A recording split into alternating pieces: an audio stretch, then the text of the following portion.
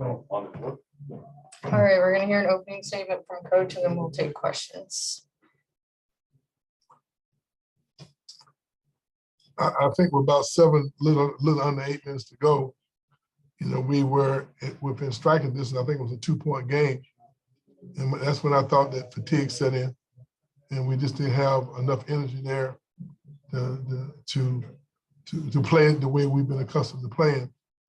And when they scored 4 points, 4 threes and a 2. And I thought that kind of broke our back. It's interesting how this day has developed. Obviously,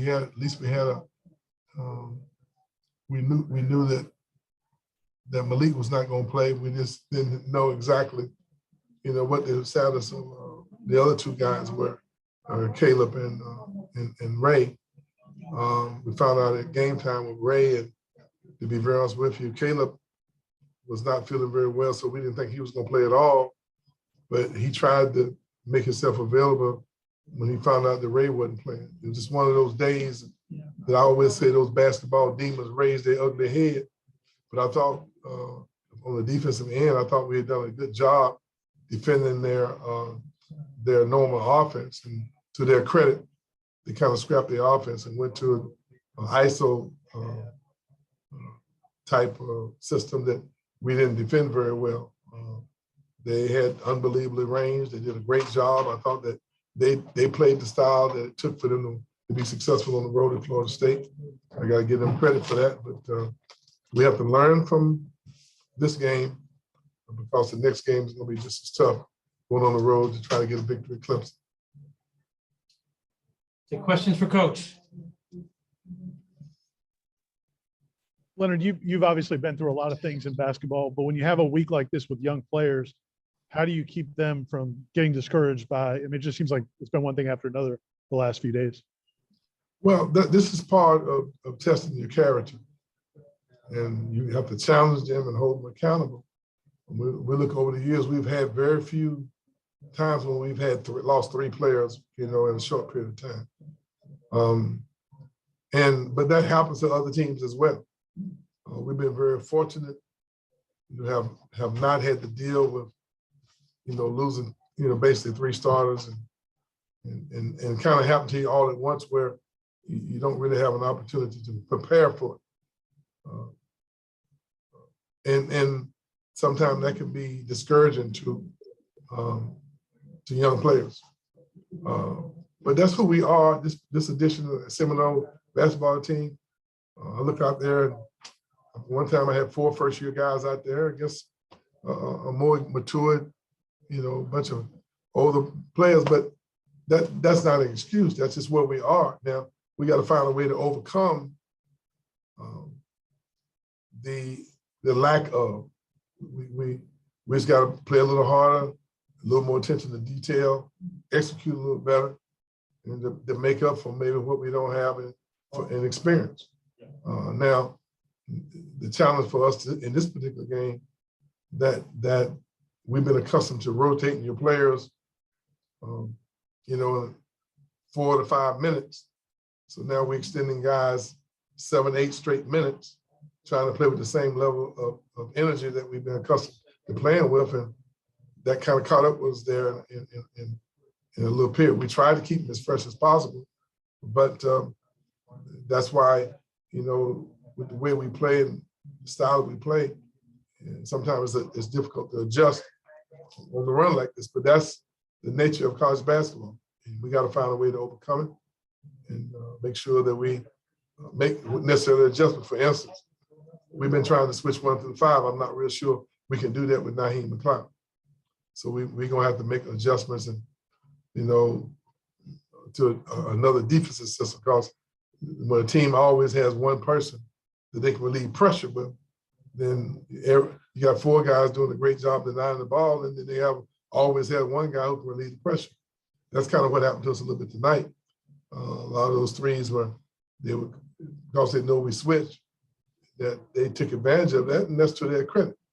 But, I didn't expect them to, if they was in the gym by themselves, shooting with no defense on it, it's hard to go 18 to 25. I guess that's what they did, was 18. Yeah. I mean, Yeah. it's hard to shoot that way, in the gym with no defense, and then you're just shooting around. I mean, but they got themselves in that magic level, in that focus, and the offense. I thought we did a very good job defending the offense, with the exception of a couple of spurts. But the 3-point shooting hurt us in the first half, and it hurt us in that spurt. So you got to give them credit for playing the way they had to play in order for them to have a chance to win. Hey, Coach, it's James Hill. Anthony Polite looked like his wrist wasn't 100% throughout the game. Could you talk a little bit about that from a coaching perspective? And again, a lot of season left, next man up philosophy. Well, that's no doubt about the next man up philosophy. We that's just part of the way college basketball is played. You got to be prepared to step up and next man step into that position and get it done. But Anthony, being probably our elder statesman, so to speak, guy who's been around the longest, it looked like he was having some problems with both of his wrists, to tell you the truth. So I think he fell on the floor, and sometimes you fall, you try to catch yourself, you sprain your wrist, and I thought that happened to his right hand. And the doctor gave him some tape, and I think he got scratched, and they were trying to not expose the blood on the other one. This is one of those games. It was clawing and scratching and clawing, and obviously he had the bumps and bruises of the game. I'm sure made him a little sore. He'll welcome an off day tomorrow. Everybody else said? Danny, Big Chris Nee, I see you. Hi, Ham. I'm good. I listened to you on the radio too, so you already covered what I was going to ask. All right. Thanks, everybody.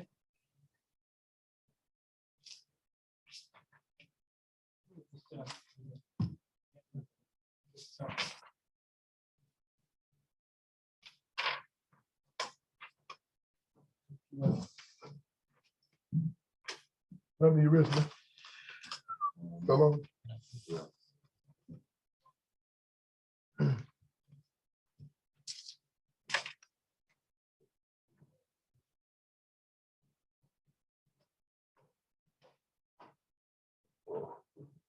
You guys will take questions for Anthony Polite. Hey, Anthony, it's James Hill. Tell us about your wrist, competing, how you feel, and take us back into that contest against Virginia Tech. I mean, it was a tough one. I mean, they shot. I don't think they could have shot better than what they did tonight. The basket for them was as big as it could have been, and my wrist is fine. I'll be okay. Just out there fighting, and I mean, it's definitely a tough loss, but we're gonna come back, regroup, learn from our mistakes. We have a young team. We had a couple guys that weren't able to go tonight, so we had to make a couple adjustments, and I'm sure we'll be ready to fight on Wednesday against Clemson. Hey, Anthony, just, mentally, when a team is shooting as well as Virginia Tech did tonight, what do you try to just do mentally and with this team to keep yourselves from just getting discouraged and trying to finish out the game?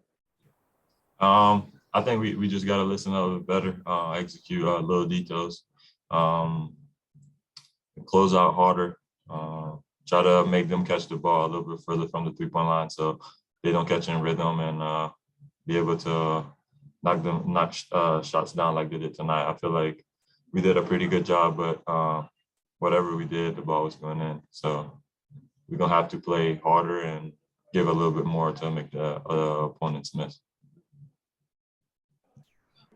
I know this has been a tough week for you guys, not just the losses, but also losing Malik. But you should get Caleb back soon, I would think, and Raekwon.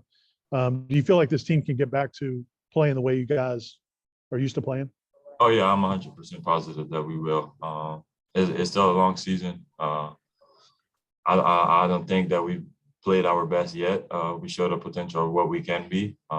We showed certain games where we haven't played our best, but we never got to that point where everybody on the team showcase what they can do at the same time. So I believe the ceiling for this team is still very high. Any more questions for Anthony? Thanks, man. Thanks, everybody. Thank you.